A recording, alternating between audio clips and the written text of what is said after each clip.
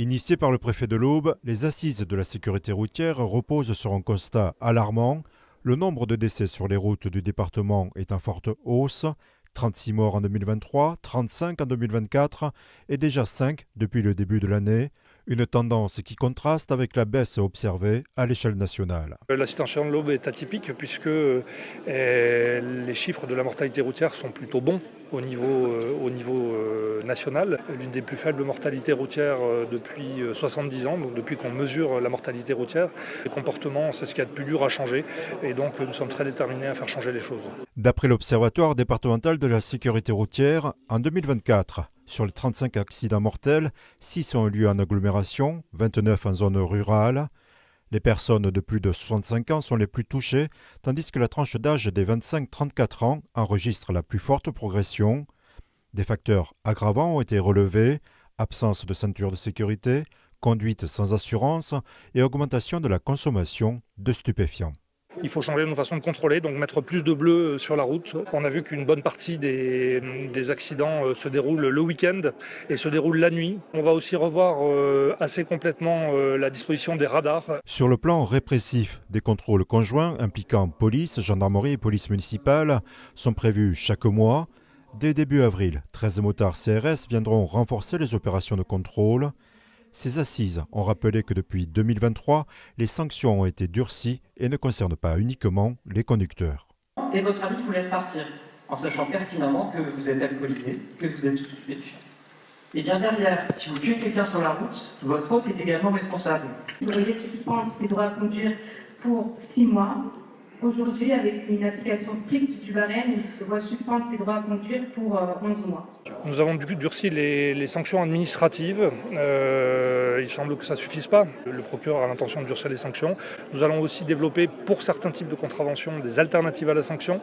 Les contrevenants auront le choix entre payer et aller venir passer un samedi avec nous pour être sensibilisés. Il faut peut-être un peu changer notre façon de faire de la prévention, aller vers des publics plus compliqués à toucher. 25-34 ans, c'est les gens qui sont au travail, les seniors aussi. Côté prévention, plusieurs collectivités et entreprises ont signé une charte pour renforcer les actions de sensibilisation. Et on va faire une action auprès de ces 1500 collaborateurs, les former, les inciter au beau comportement sur la route. Nous, on s'engage également à contrôler. On a acheté le matériel, on a changé le règlement intérieur de notre parc.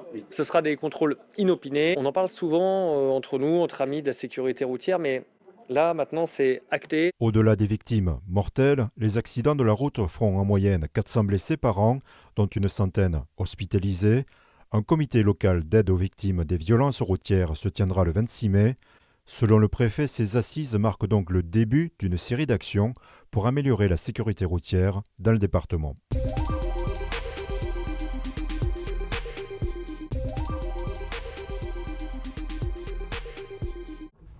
Einen Beitrag aus dem antarktischen Kontinent.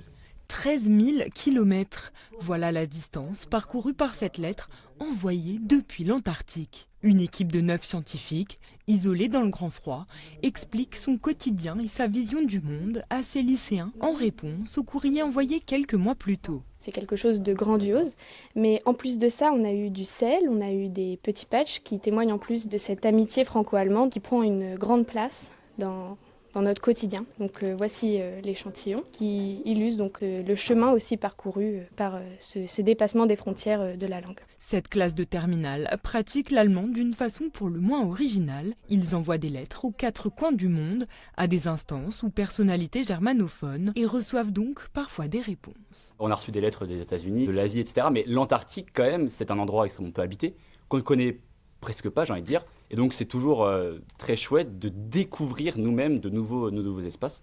Donc évidemment c'est une spéciale parce qu'il n'y en aura qu'une dans l'Antarctique. Ces courriers sont ensuite étudiés en cours d'allemand, permettant ainsi aux élèves de travailler sur des documents originaux avant de rejoindre une capsule temporelle. La capsule, elle sert à capter ce qu'on appelle le Zeitgeist. Donc le Zeitgeist, c'est l'esprit de l'époque.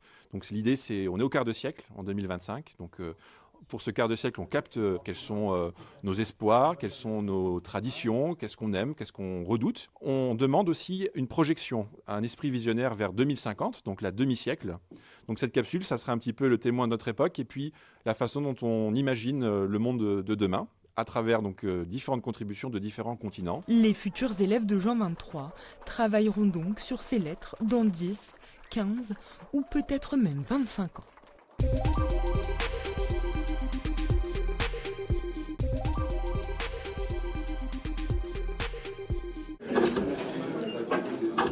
Quatre siècles plus tard, les gestes n'ont pas changé et se transmettent toujours à l'École nationale de lutherie de Mirecourt, au sein du lycée régional Jean-Baptiste Vuillaume, qui organisait samedi dernier ses portes ouvertes. Les étudiants ont ici la passion chevillée au corps et le goût de la partager. La lutherie, c'est venu assez naturellement finalement, et même en sachant que c'est un travail plutôt manuel, il y a toute une partie quand même de conception des instruments aussi derrière. Enfin, quand on voit qu'on part vraiment d'un carré et qu'on arrive à une tête de violon finie, c'est juste hyper gratifiant personnellement et c'est trop cool. Et ce qui me plaît dedans, donc c'est vraiment ce côté très manuel et très rigoureux aussi, et la recherche d'une qualité de son au final des instruments qu'on produit.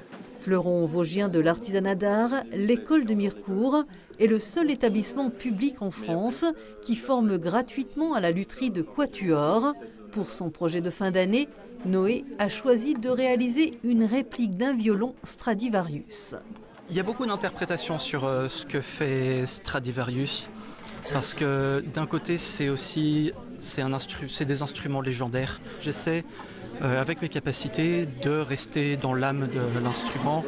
À la rentrée prochaine, seuls 12 élèves seront recrutés pour une formation post-bac afin d'obtenir le nouveau diplôme de l'école, diplôme national des métiers d'art et design. C'est l'appellation officielle et donc qui va permettre de valider la formation de 3 ans qui existe déjà aujourd'hui, mais de la valider réellement à Bac+3. Le trait commun à tous les candidats, c'est une pratique musicale.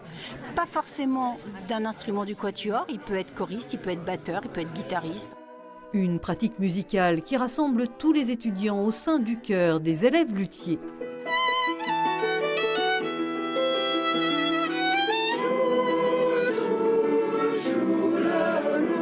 On n'est pas tous à arriver à l'école en ayant un bagage instrumental. Il y a des gens aussi qui arrivent ici qui sont plus choristes, qui sont plus chanteurs.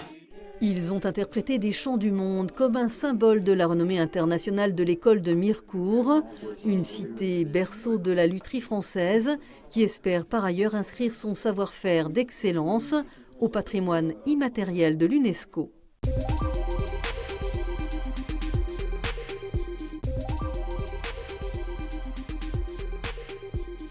On les rôtit, voilà, et on les cuit, si vous voulez, en cuisson lente, en courbouillon après, et on les laque au miel, et ils seront tranchés, découpés devant les clients et servis tièdes. Un savoureux cochon à la broche en sandwich, suivi d'un gratin de cuisses de grenouille à la mode de Boulet, et pour finir sur une note sucrée, un parfait glacé à la Mirabelle. Voilà le menu savoureux proposé par la Grange de Condé au village gourmand et fête des vins de Moselle. On a choisi ces plats-là parce que c'est les plats les mieux adaptés, si vous voulez, pour un genre d'événement comme on a là. On est sur un marché gourmand et sur lequel on a la liste des partenaires. Donc il fallait faire des plats qui ne sont déjà pas faits par le voisin. Vu qu'on fait partie des vieilles institutions mosellanes, on a laissé toute notre partie jeunes chefs faire leurs plats et on s'adaptait à ce qu'ils ne faisaient pas. Déjà reconnu pour son service traiteur événementiel, le restaurant traditionnel sait s'adapter hors de ses cuisines pour exporter son savoir-faire. Quand on fait un événement comme on peut faire, il faut que le client de notre auberge, qui a goûté notre gratin de cuisse de grenouille, se retrouve à l'aimer et à le découvrir sur l'événement du village. Donc on est obligé en qualité d'être égal, sinon supérieur. Les gens sont sur une vente à emporter, donc il faut savoir que dans le conditionnement, par exemple sur mon gratin de grenouille, il ne faut pas qu'il se brûle. Donc il faut qu'ils aient un endroit où pouvoir poser leur plat ramequin. On a prévu des manches debout, on a prévu qu'ils ne se brûlent pas et qui seront avec des couverts en inox. Ce n'est pas du camping que nous faisons, c'est vraiment une étape gastronomique. La venue du guide Michelin et son village gourmand sont particulièrement attendus par le chef et sa brigade. Pour nous, c'est une reconnaissance de ce qu'on sait faire et notre travail. Le deuxième impact, c'est bien sûr avoir fait passer 2 jours sur le site et pouvoir partager, si vous voulez, avec une clientèle qui ne sera pas forcément une clientèle qui serait venue à Condé-Norton. Donc, les attirer, pouvoir leur donner envie de ce qu'on sait faire. C'est pour ça qu'on fait 3 plats classiques. Donc, ils auront une vision de ce qu'ils ont envie et surtout sur une base d'un prix très abordable. Au total, l'établissement prévoit de servir plus de 900 plats, de quoi régaler les papilles de plus de 300 convives.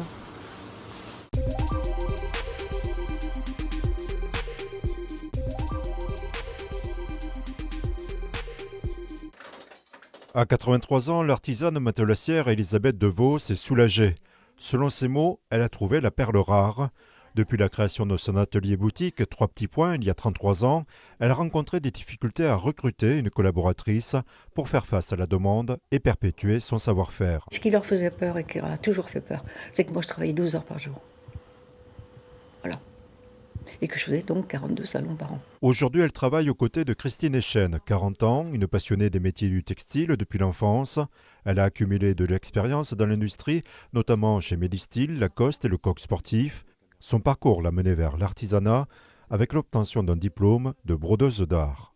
Dans la haute couture, en fait, on vient broder des fils d'or, des fils métallisés. C'est le côté artisanat, un savoir-faire qui se perd aussi que j'aimerais bien reprendre et réutiliser dans certains produits. Le côté artisanat, ça nous permet de faire vraiment les choses qu'on a envie, des choses créatives, mais qui viennent de nous, en fait. Ce rapprochement a eu lieu après la diffusion d'un reportage réalisé par la chaîne fin 2022. Et si vous avez trop de travail, je vais venir vous aider bénévolement. Ça m'a... J'avais trouvé ça. Jamais je vais trouver quelqu'un qui voulait bien venir voir si ça lui plaisait ou pas. Et tout de suite, Christine, ça lui a plu. Et moi, j'ai accroché avec elle tout de suite. Parce que Christine, elle est patronnière. Donc elle veut du parfait. Ce qui m'intéresse bien. Donc tous les patrons, on les a refaits. Mon but, ça serait plutôt qu'elle continue avec moi comme ça. Et puis le jour où j'irai voir là-haut ce qui se passe, eh ben, elle récupérera tout. Si j'arrive à vendre mon entreprise pour 1 euro pour qu'elle n'ait pas d'impôt à payer. Moi, j'ai une auto-entreprise, donc Broderève by Chris. Moi, je suis sous-traitante pour Elisabeth. Elle fait le matelassage et moi, je fais la couture, en fait. En vieillissant, ce sera de pire en pire. Donc, j'ai Christine qui fait déjà beaucoup de choses. Moi, je travaille moins. Cette association permet également à Christine Echen d'exposer ses créations. Engagée dans une démarche éco-responsable, elle récupère les chutes de tissu de 3 petits points pour les transformer. Adepte de l'upcycling, elle confectionne des vêtements et accessoires de mode. En parallèle, en fait, je développe mes produits. Un point de chaînette léger avec un point droit vert qu'on voit qui reste léger. Hein. On n'est pas tous pareils. Il faut mettre un peu de folie pour moi dans les choses et consommer raisonnable. Pour moi, c'est important. Pour l'instant, leur collaboration permet de développer leur activité mutuelle. Grâce à leur entente, elles envisagent d'élargir leur gamme d'accessoires pour enfants et femmes en y intégrant des articles destinés à un public masculin.